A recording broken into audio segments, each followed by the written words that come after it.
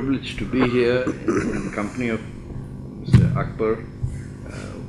We met briefly in Toronto, and whose book is part of the reason I'm writing my next book, which is titled Jinnah's Orphans. And that's what I'm researching in Delhi and Dhaka now. I take a slightly different view of what is ailing us, and I lay a lot of blame on some of the victims of terrorism who are reluctant to call a spade a spade. Terrorism by its very nature is not new. I mean, 19th century saw enough terrorism in Europe by the anarchists. The French Revolution could be, it's filled with massacres and wells filled with nobility of the French. Europe is not immune to terrorism.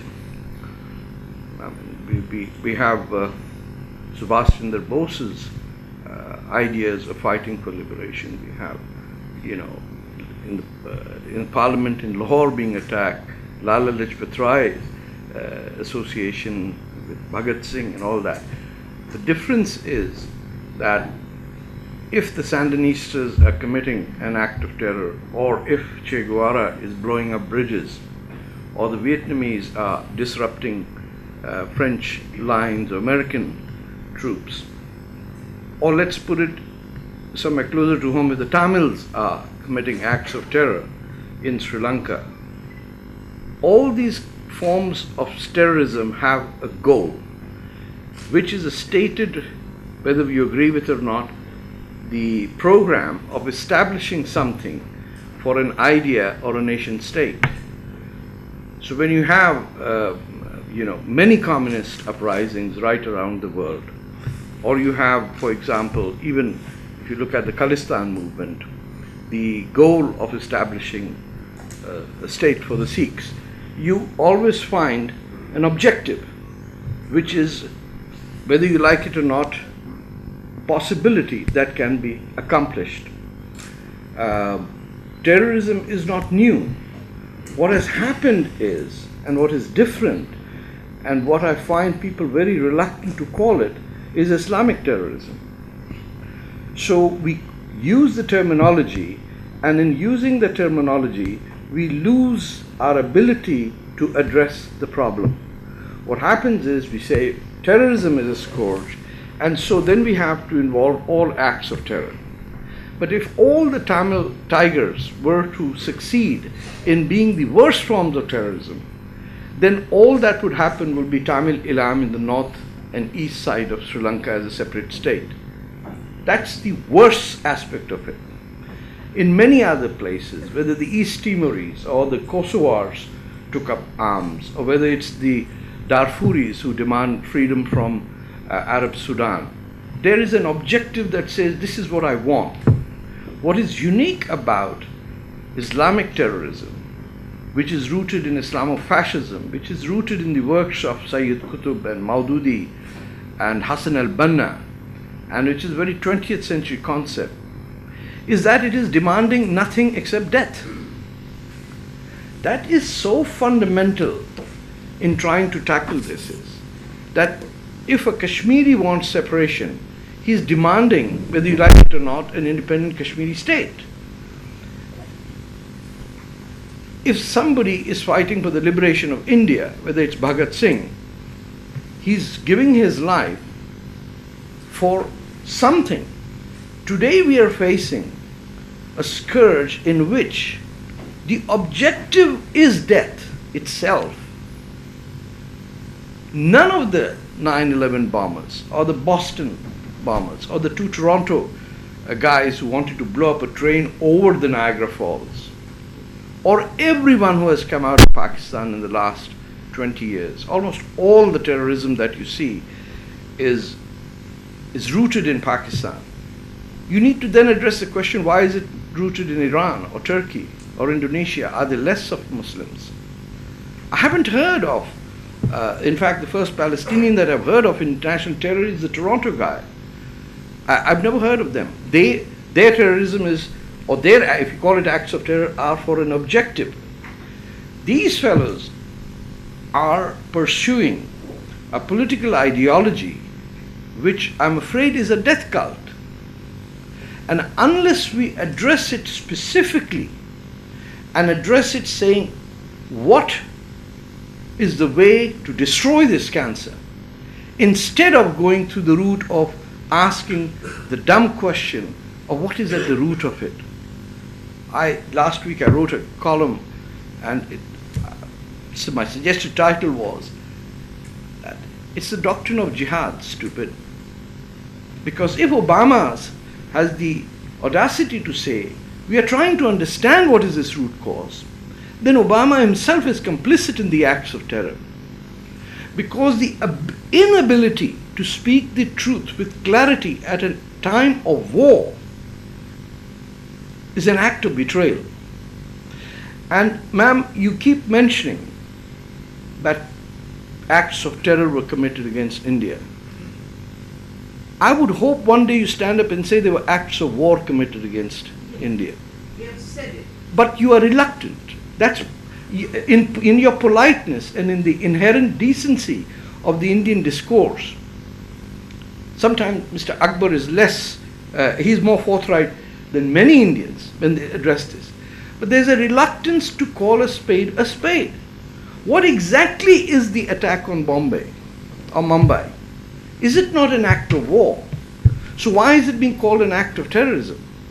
You can say that the 9/11 is an act of terrorism, but the attack on your parliament is not an attack, is an act of war by the Islamic Republic of Pakistan.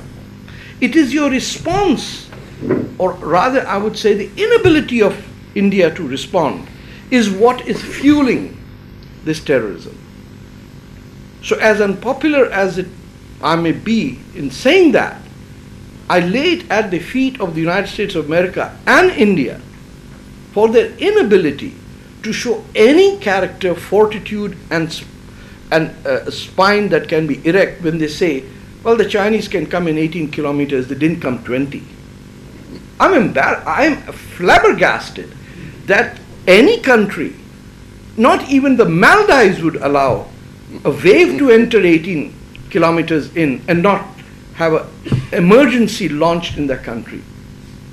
And the United States of America ends up with a Secretary of State whose Deputy Chief of Staff is a member of the Muslim Brotherhood, raised in Saudi Arabia, whose mother sits on the Central Committee of the Muslim Brotherhood, along with the wife of the President of Egypt.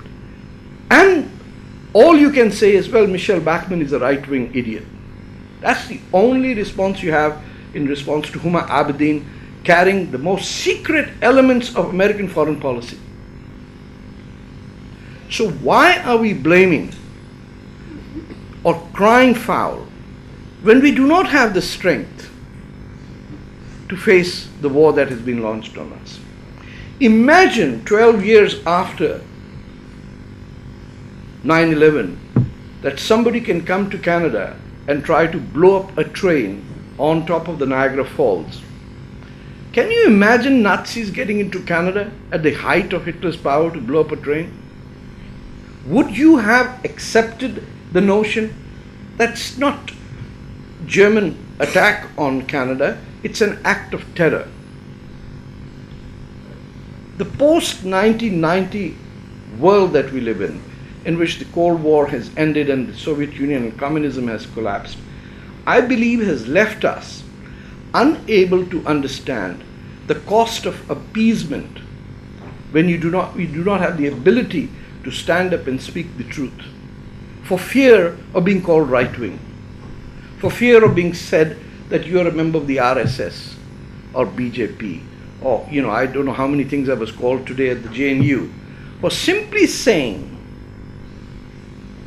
that the attack on Mumbai is an act of war, and the inability of the Republic of India to even send a destroyer to patrol the seas of Karachi confirms the propaganda to be the truth in Pakistan, that India is a bunch of cowards who are only interested in trade, money, and plasma television sets and expensive cars.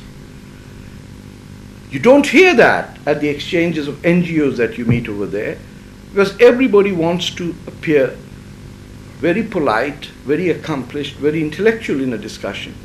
The hard facts are that are people dying. In Pakistan today, you have the Balochistan war, which I never read about in Indian press, whether it's the right wing or the left wing.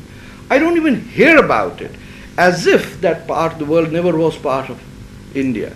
I never hear about what is happening in Sindh, because it seems all of India is concerned about is the Muslim Punjabi who speaks Urdu and is ashamed of his language, or the UPites who you sent to settle down in Karachi and destroyed Sindh's capital where no one speaks Sindhi.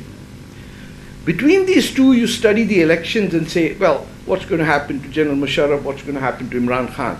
Other than that, I don't know anyone knows that in the frontier province, which is Khyber Pakhtunkhwa, which I would hope every Indian would know, because that's where Bacha Khan came from, that's where the Congress won, that's where the frontier Gandhi was, that's where people are being assassinated every day by the Taliban. And that's where the election will be determined, not in who wins in Pakistan, but if the secular nationalist government of the ANP is toppled over there. And what happens in the election in Balochistan? 10,000 guerrilla fighters under an urban middle class Dr. Allah Nazar fighting for that. And you have the port of Gwadar sold to the government of China. So the problem then is that in a democracy where you can speak, and nobody speaks that the ambassador of High Commissioner of India in Bangladesh was attacked in a attack. I couldn't see it on the front page. Imagine if the American ambassador to Bangladesh had been attacked. There's no coverage. It's too far away, but still an Indian High Commissioner. So if in a democracy, if where you have the right to speak and the ability to speak without fear, Islamic terrorism and jihad and Islamofascism is not called by its name, and the notion that Pakistan can somehow be traded with and civilized and brought as a member of the nation state is so absurd, because if Pakistan was to be a mature nation state and friends with India, then it would cease to exist as Pakistan. Its reason to exist is to be anti-India, but to be more specific, anti-Hindu. Its notion is that, its premise is that we are the chosen people to rule India, and there was a glitch somewhere in between in 1857, and we'll sort it out, and Mr. Jinnah will create a territory from which we will assemble and then retake Delhi. If you think that is not true, and if you think this is absurdity or I'm being unnecessarily hawkish, then what exactly is the problem of General Musharraf not coming back and settling down in Delhi, which is his birthplace? Can you imagine him doing that? He won't. Because deep in his mind, the intelligentsia and the politicians, other than the Balochistan frontier secular nationalists, who are the only Democrats, by the way, only people touched by the Indian National Congress or the Communist Party of India, who sacrificed and given a lot, who know what it is to fight for democracy. No one else is doing that, and they feel abandoned. If there are people who took part in the genocide of Bangladesh and were colonels and generals and brigadiers and owe their freedom to the Indian army for not having been charged for war crimes in 1971, where do the rest of us go? Where do the people of Shahbag in Dhaka go when they go around and look war criminals walking across? And the only place they can look for is India. And in Calcutta, you have 50,000 people coming out to support the Jamaat-e-Islami. Yep. Where is Jyoti Basu and his 30-year-old communist regime? Is to support Islamism? I refer to this as Sharia Bolshevism that has evolved in the Indian and the American left, where those who could have spoken the truth have today been addicted to an anti-Americanism which is so popular that you can't go wrong if you attack America. You can't attack China. But I asked someone, has America come 18 kilometers into India or has China? They don't have an answer, yet this fundamental problem that Pakistan poses as a state based on the two-nation theory and the absurdity of the two-nation theory, as long as there is no recognition, as long as you are interacting with Pakistan and never demanding of asking the question, have you yet found out or discovered that this theory of two-nation theory, that fundamentally it's an anti-Hindu theory. It's not two nations. What it is saying is that we are too good to live with the Hindus and we've ruled them for 1,000 years and therefore they deserve to serve us. This is what is being taught to us, the generation that Rushdie calls the midnight children. This is what we were taught. The Bhuka Bengali and the dirty Hindu. It was acceptable to tell us this day in and day out till people revolt and say, I'm not going to be part of this nonsense. So if we are talking of terrorism, please call it for what it is. It's an act of war, and if it is terrorism, it's Islamofascism. It's an act of war considered by non-state actors in some parts of the world, but specifically in Pakistan, it's a state acting through the ISI. It is a state acting through the military-industrial complex that relies on the Indian bogey and anti-Hindu propaganda to hate the Hindu, not the Sikh, by the way, because there's fundamental arrangements made in their mindset as to how to use the Khalistan movement to weaken India and bleed India. The whole notion of 1,000 cuts is there. But if you are not going to demand this as a basis of your relationship with Pakistan, then you have nowhere to go. And there is no progress going to be made, because Pakistan is not just a country, it is a state of mind. Because if it was a country, that country would have Dhaka as its capital, because it was only Bengal that elected the Muslim League in 1946. Sindh, you had to buy GM Sayyid. In Punjab, Muslim League was not in power. In Frontier, the Indian National Congress had a government. Balochistan, by the way, was an independent country in 1947, August 11th. Invaded by Pakistan 9 months later in a massacre of the ruling family. And the trouble at that time was Mir Ghausbaks Bizinjo, the leader, the parliamentary leader, was a Central Committee member of the Indian Communist Party, and the Americans and the Brits were freaking out. The Red Army was so close, and if Karat becomes an independent state with Khair Bakhsh Murray and people, Marxists and communists in power, what's going to happen? All those things are lost when you do not put your foot down to say that a state that sponsors an act of war by supposedly non-state actors is committing an act of war against a sovereign state. As long as you don't respond to that with firmness, I'm sorry, your Lok Sabha is going to be attacked again and attacked again and again. And I think that it is not non-state actors who are doing this. This is being done by the Pakistan military-industrial complex. It is funded by the United States of America. Somehow, knowingly, unknowingly, there's billions of dollars pouring into that situation. And if the ANP loses in Khyber Pakhtunkhwa, the Taliban will be running the government in Kabul in 2014. If the secular nationalist ANP manages to retain power, then you have some hope. If Ataullah Mengel's son, Sardar Akhtar Mengel, wins an election with compromises in Balochistan, then you have some sense of hope. If it doesn't happen, then you have an act of war going on in a very sensitive part of the world. Huge area, very rich, and right on the mouth of the Straits of Hormuz, with the port, with with submarine bases in the hands of China, not Pakistan. Thank you very much.